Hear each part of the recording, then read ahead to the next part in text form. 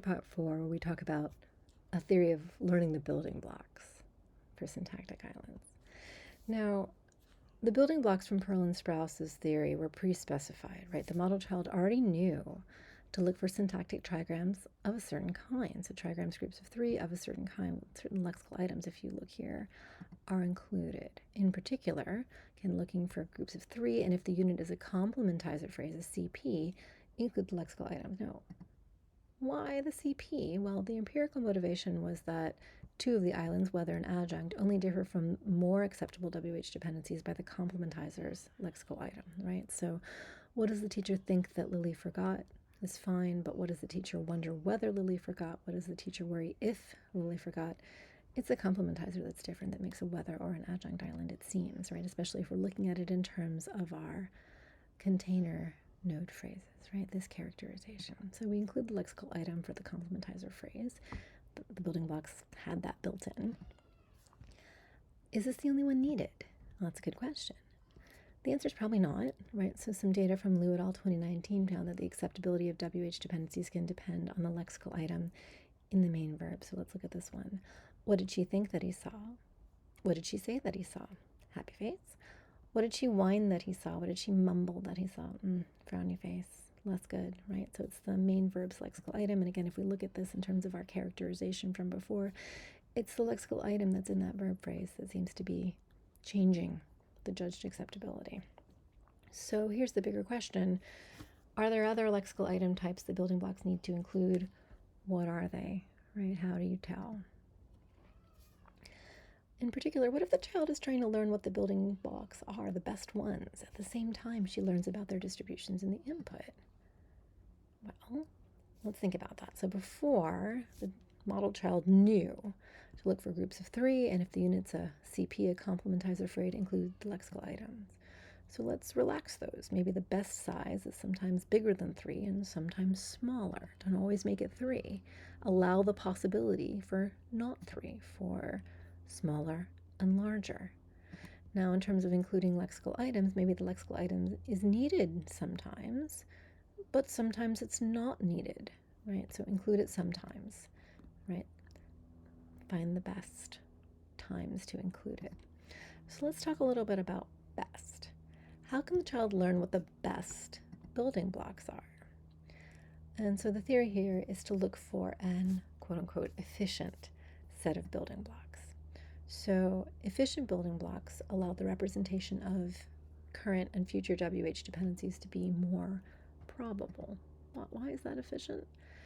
Well, one idea anyway is that higher probability WH dependencies are faster to process. Whether you're comprehending them or producing them, higher probability things are faster. So that's why you want them. So, okay, learning efficient building blocks will make your life easier in the future. Highly probable ones, that's what you want. So how are you going to find these? Well, the theory is to look for building blocks that are a balance between 2 things: how big the blocks are and how fast they are to put together to make any given WH dependency. So let's think about those a little bit. Here's one. Here's a WH dependency. What did she say that he saw, right?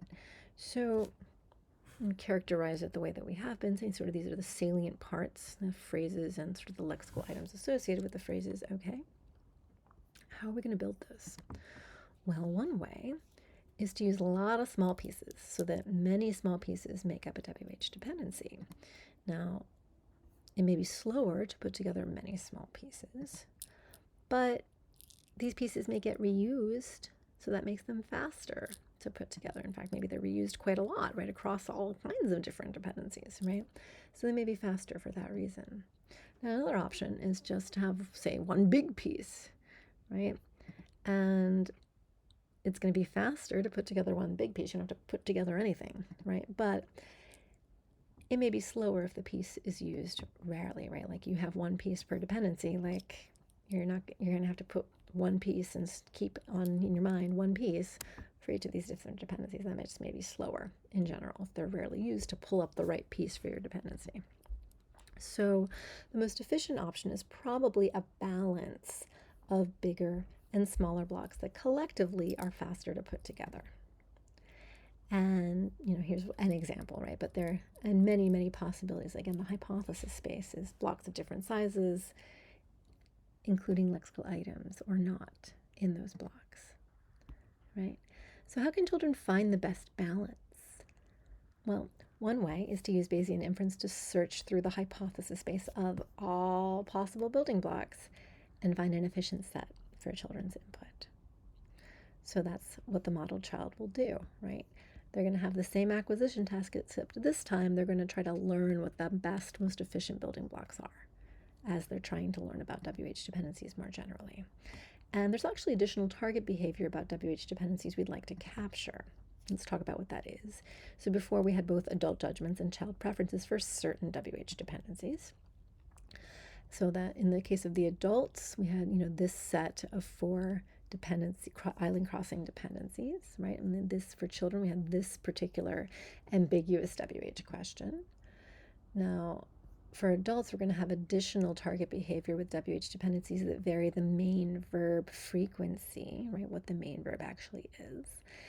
And what we're looking for, and this is actually behavior for, judgments based on the frequency of the main verb in this particular type of WH dependency, where we're looking for a bunch of different verb types, but a positive correlation between main verb frequency and the rating, the judged acceptability. That's the pattern, right?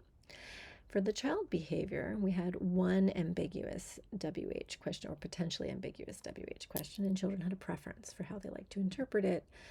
And there are a bunch of other WH dependencies we can look at. So that includes things like, who did the little sister ask how to see? Who did the boy ask what to bring? How did the mom learn what to bake? How did the girl ask where to ride? How did the boy who sneezed drink the milk, right? And the preference is for a dependency that doesn't cross different sorts of islands. That's the behavior that was captured from kids from both higher and lower SES backgrounds. So that's our target behavior that we're going to try to hit. Now, what does the model child do? Well, we find that this model child gets superadditivity for the 4 island types we had before: complex MP, subject, whether, and adjunct. So we have that behavior that seems to match up with what we'd like to see. We get a positive correlation predicted with verb frequency for judgments of this particular WH dependency, so our adult behavior is right on track. We look at children's behavior. They prefer the model child prefers the interpretation because the WH dependency this interpretation relies on is, in this case, 10 to the 5th times more probable, not like as big as before, but still more probable than the other one. And so the model child prefers it too. And when we look at the other preferences, the model child also prefers the child preferred ones as opposed to the ones that cross islands, right? So we get the right child behavior as well. So that's great. Learning the building blocks at the same time seems to work out well. What do the learned building blocks actually look like that lead to this behavior? I mean, that's a great question. Like, what do they include? How big are they? Well, we do have different sizes that the model child learned. Here are just some examples of them, right? So it's 2, smaller and larger. And in terms of the lexical items, the lexicalization, it's based on frequency. More frequent lexical items tend to be attached, tend to be used, right, with the node. And the frequency threshold is learned by the model child per node type. So verbs will have a certain frequency threshold, and verbs above that threshold will have the lexical items attached versus below. And it's going to be different for IPs and for CPs and for PPs, right? But sometimes the lexical item is attached and sometimes it's not, right? And that's learned. That was the most efficient way to represent the WH dependencies in children's input. So the takeaway is that this theory, which has to learn the building blocks themselves, can work for learning knowledge about syntactic islands. And the key idea is that learning about the building blocks of WH dependency can lead to knowledge about syntactic islands, in fact, more than even we saw before. Even when there's less knowledge built in, we're not pre-specifying what the blocks have to look like in quite the same way. Instead, the child's goal is to find efficient building blocks. Just search that space and pull out the right-sized ones, pull out the ones that are lexicalized a particular way. Find an efficient set. And that worked pretty well.